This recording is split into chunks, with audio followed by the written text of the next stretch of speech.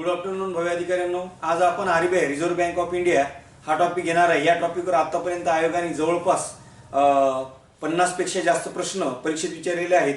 UPSC पूर्व परीक्षा, राज्यसेवा पूर्व मुख्य, त्यानंतर पीएसआय एसटीआयएसओ पूर्व परीक्षा, त्यानंतर एसटीआय मुख्य परीक्षा, एएसओ मुख्य परीक्षा, टॅक्स असिस्टंट क्लरिकल एक्साइज पूर्व परीक्षा आणि टॅक्स असिस्टंट मुख्य परीक्षा असा सर्वांगीण परीक्षेचा विचार करता आतापर्यंत RBI reserve bank of India, ज्याला आपण भारताची मध्यवर्ती बँक असं आपण म्हणतो, ही मध्यवर्ती बँक जगातील प्रत्येक राष्ट्रांना एक मध्यवर्ती बँक असते।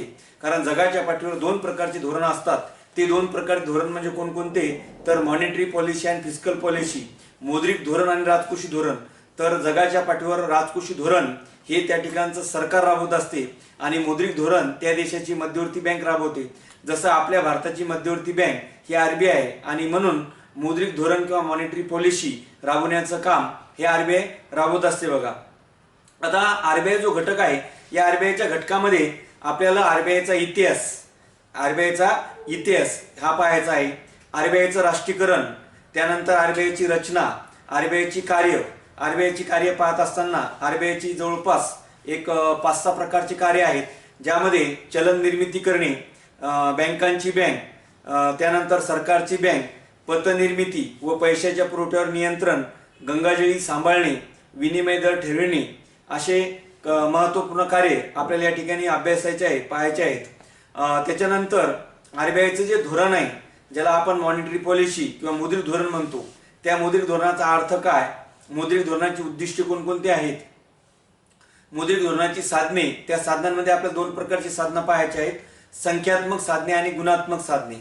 आता संख्यात्मक साधनांमध्ये आपल्याला बँक दर, CRR, SLR, repo, reverse repo, OMO आणि त्यानंतर MSF, ज्याला आपण मार्जिनल स्टँडिंग फॅसिलिटीज किंवा सीमांतिक राखीव सुविधा असा आपण म्हणतो, हा पाठ पाहायचा आहे।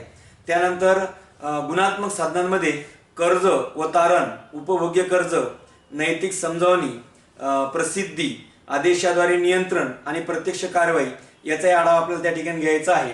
आणि त्यानंतर मौद्रिक धोरण समिती असा संपूर्ण आढावा आपल्याला आरबीआय संदर्भात घ्यायचा आहे। त्यानंतर डॉक्टर हजारी समिती ही आरबीआय संदर्भात आहे, ती पण आपल्याला या ठिकाणी पाहायची आहे। तर असा सर्वांगीण आढावा आपल्याला आरबीआय या प्रकरणाचा घ्यायचा आहे। RBI reserve bank of India हा पीएसआय एसटीआयएसओच्या पूर्व परीक्षेला सुद्धा आहे, एसटीआयच्या मुख्याला पण सुद्धा आहे, राज्यसेवेला पण आहे, यूपीएससीला पण आहे आणि म्हणून याचा सविस्तर अभ्यास करणे आपल्या एमपीसी यूपीएससी किंवा स्पर्धा परीक्षेच्या अनुषंगाने महत्त्वाचं आहे।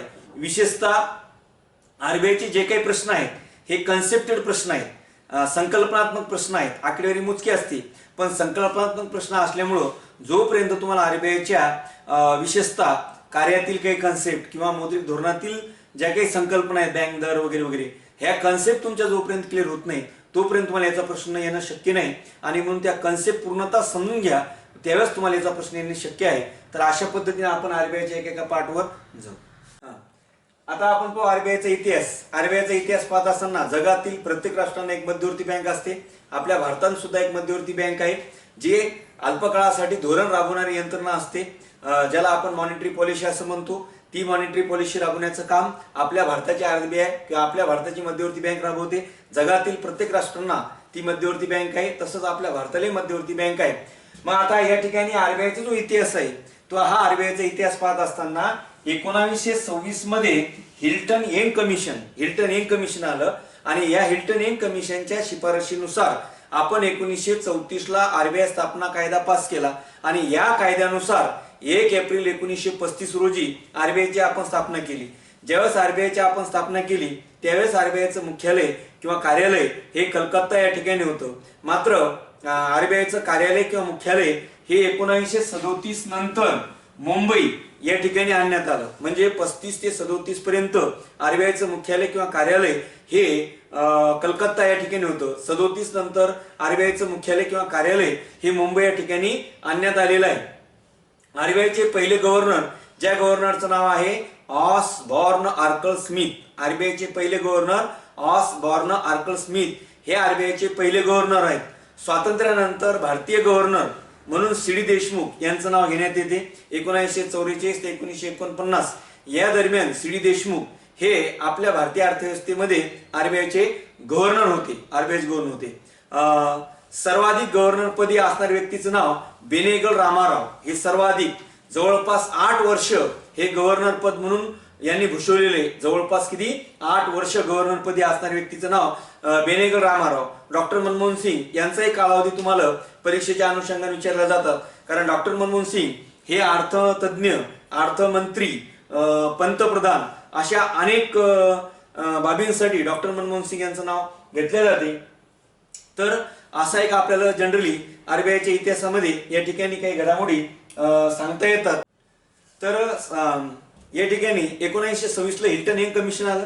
हिल्टन यंग कमिशनच्या शिफारशीनुसार 1934 ला आपण आरबीआयचा स्थापनेचा कायदा पास केला आणि या कायद्यानुसार 1 एप्रिल 1935 रोजी आपण आरबीआयची स्थापना केली. ज्यावेळेस आपण आरबीआय स्थापना केली त्यावेळेस आरबीआयचं मुख्यालय किंवा कार्यालय हे कलकत्ता या ठिकाणी होतं. मात्र हे मुख्यालय किंवा कार्यालय 1937 पर्यंत कलकत्ता या ठिकाणी आणि 1937 नंतर मुंबई या ठिकाणी आणण्यात आलं आणि सध्या सुद्धा आरबीआयचं मुख्यालय किंवा कार्यालय हे मुंबई या ठिकाणी आहे. बघा 1934 ची जी सेकंड सूची आहे ती सेकंड सूचीनुसार आपण CRR चा दर त्या ठिकाणी टाकण्यात आलेला आहे. म्हणजे ज्या बँकांना CRR चा निधी आरबीआयकडे ठेवणे शक्य आहे किंवा ठेवतात अशा बँकांना आपण शेड्युलिंग बँक म्हणतो. कारण काय तर 1934 मध्ये जी सेकंड सूची आहे त्या सेकंड सूचीनुसार CRR चा दर त्या ठिकाणी टाकण्यात आला. म्हणजे आरबीआयचा जो CRR चा दर आहे तो 1934 पासून सुरू करण्यात आलेला आहे. आरबीआयचे जे पहिले गव्हर्नर आहेत त्या गव्हर्नरचं नाव ऑसबॉर्न आर्कर स्मिथ हे आरबीआयचे पहिले गव्हर्नर आहेत. स्वातंत्र्यानंतरचे पहिले गव्हर्नर CD देशमुख हे आहेत. सर्वाधिक गव्हर्नर पदी म्हणून व्यक्ती कोण तर बेनेगल रामाराव हे आहेत. डॉक्टर मनमोहन सिंग हे सुद्धा आरबीआयचे गव्हर्नर म्हणून त्यांनी सुद्धा कारकिर्दी पार केलेला आहे. आपले जे 25 गव्हर्नर आहेत ज्या गव्हर्नरचं नाव आहे शक्तिकांत दास. गव्हर्नरचं नाव शक्तिकांत दास हे 25 आपले भारतीय गव्हर्नर आहेत किंवा भारतातील 25 गव्हर्नर आतापर्यंत त्या ठिकाणी झालेले आहेत. तर असा आपल्याला आरबीआयचा एक सर्वसाधारणतः या ठिकाणी इतिहास सांगता येतो. आता याच ठिकाणी आरबीआयचं जे राष्ट्रीयकरण आहे ते आपण इथं बघू. आरबीआयचं राष्ट्रीयकरण, नॅशनलायझेशन.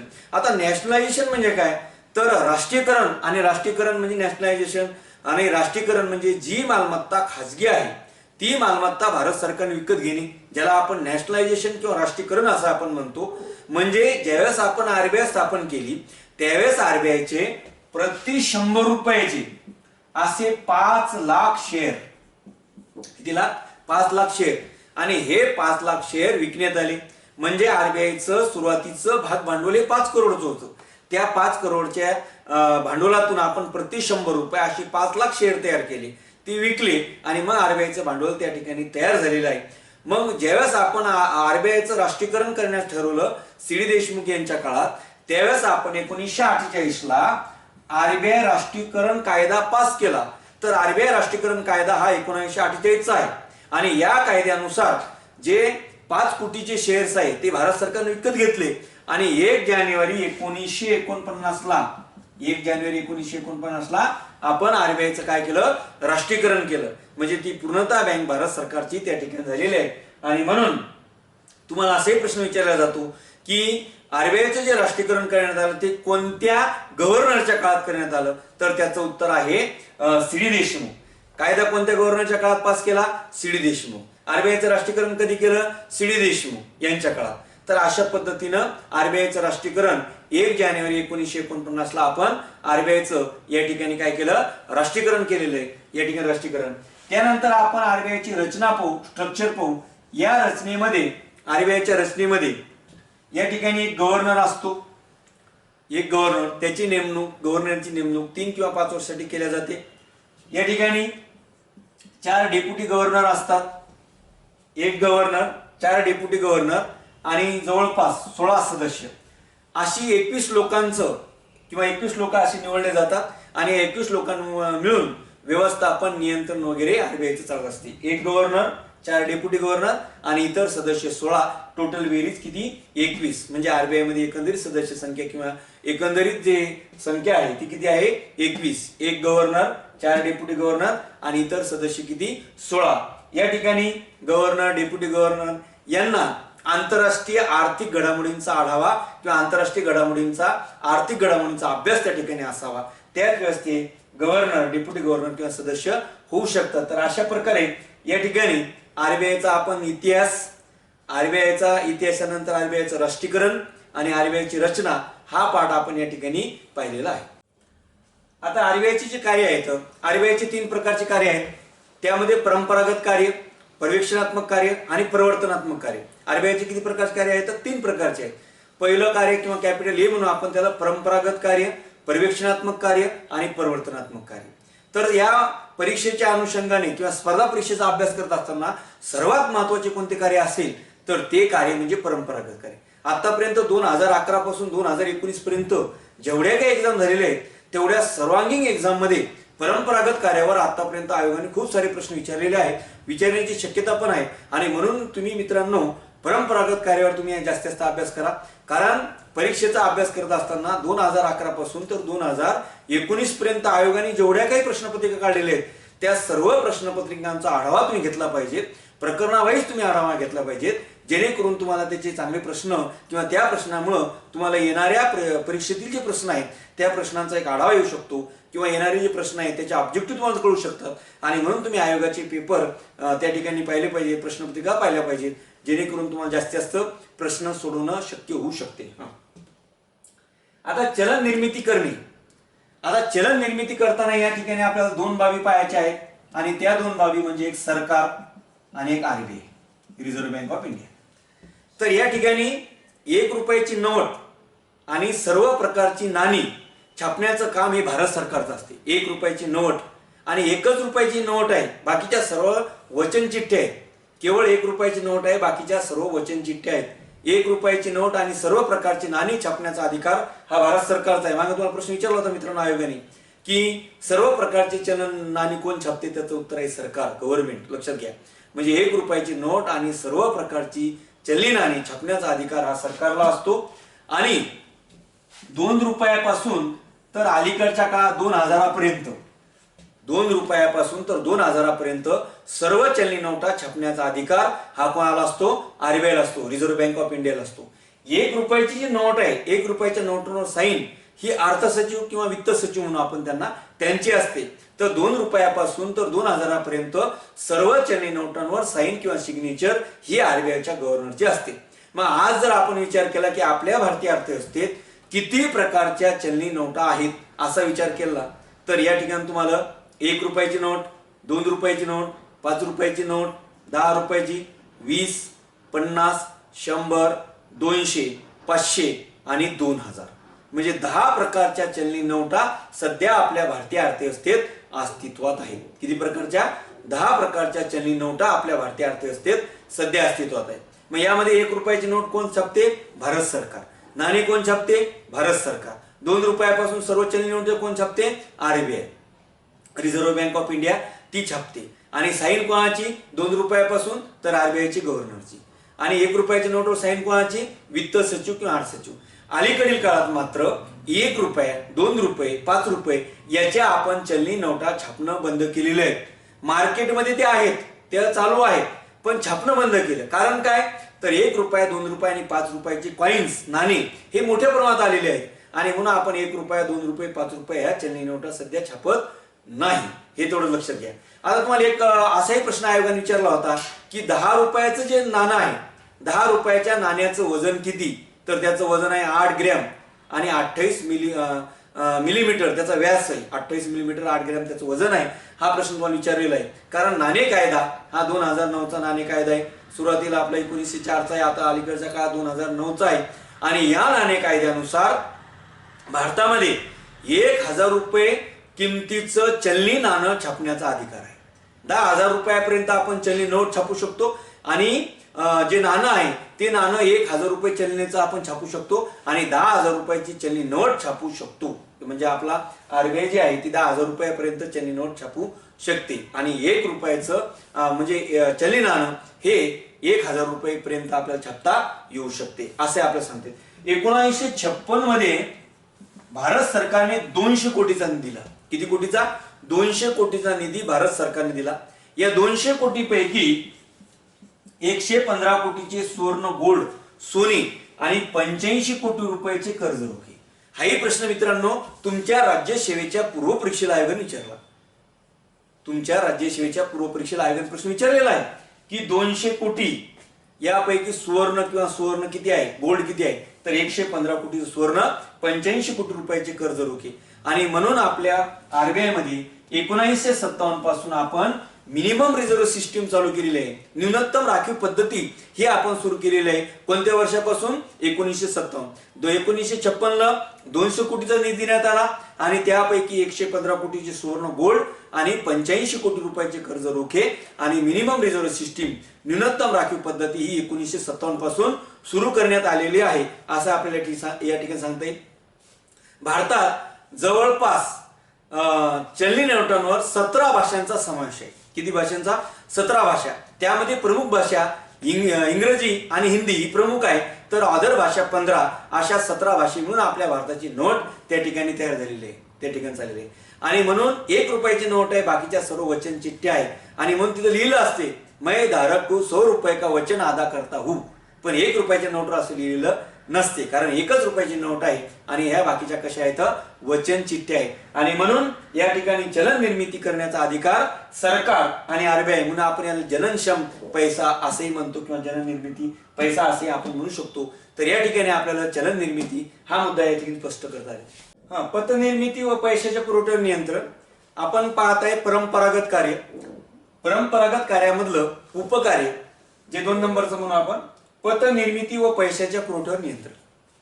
बघा मित्रांनो, अर्थव्यवस्थेत जर पैशाचा पुरवठा वाढला तर तेजीचा धोका निर्माण होतो आणि जर अर्थव्यवस्थेत पैशाचा पुरवठा कमी झाला तर मंदीचा धोका वाढतो.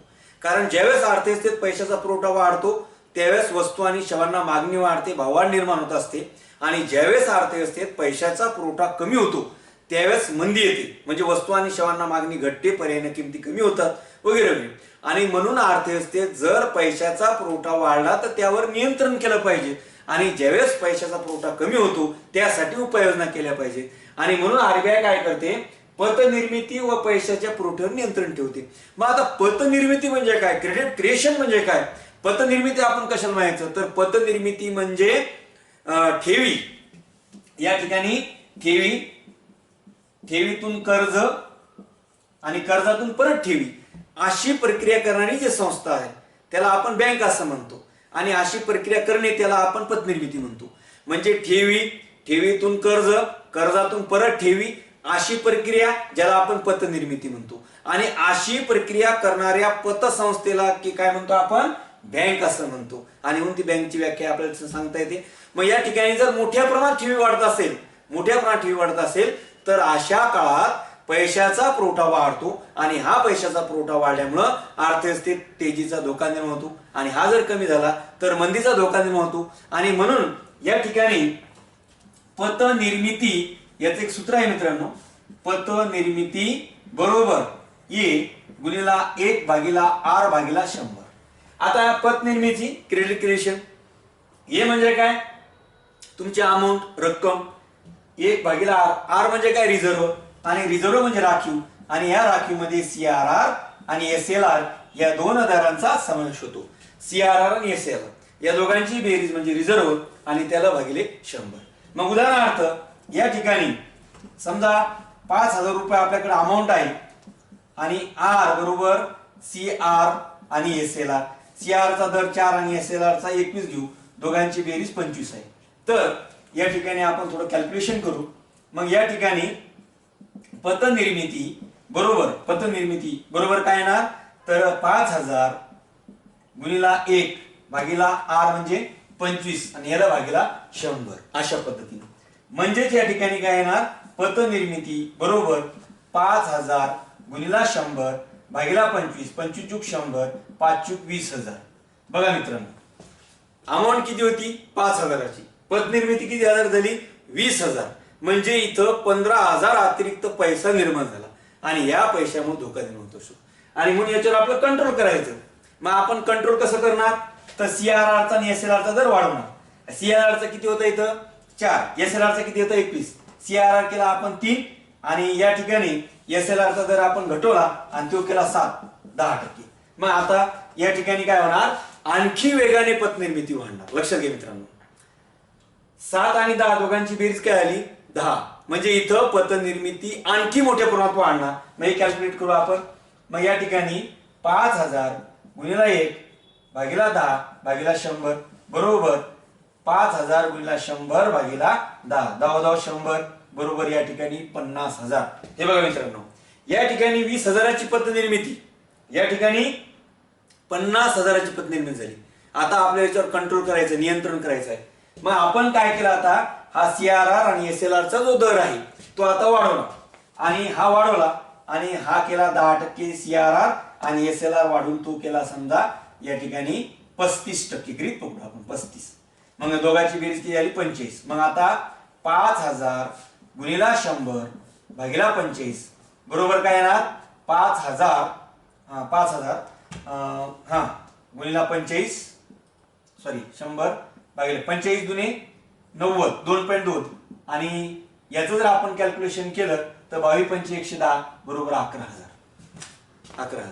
मग आता मित्रांनो बघा की तुम्हाला सुरुवातीला आपला CRR दर मध्यम होता, 20,000ची पतनिर्मिती झाली. आपण CRR आणि SLR दोन्ही दर कमी केले, रिझर्व्ह पैसा कमी केला, याचा अर्थ बँकांचा नफा पतनिर्मिती वाढली आणि तो की झाला 50,000. मग आपण याच्यावर कंट्रोल केलं. मग कंट्रोल केल्यानंतर या ठिकाणी CRR SLR आपण वाढवला, किती पतनिर्मिती झाली, 11,000. म्हणजे याचा अर्थ काय, जर पैशाचा पुरवठा वाढत असेल तर CRR SLR यांच्या माध्यमातून पतनिर्मिती कमी करता येते, म्हणजे पैशाचे पुरवठा नियंत्रण.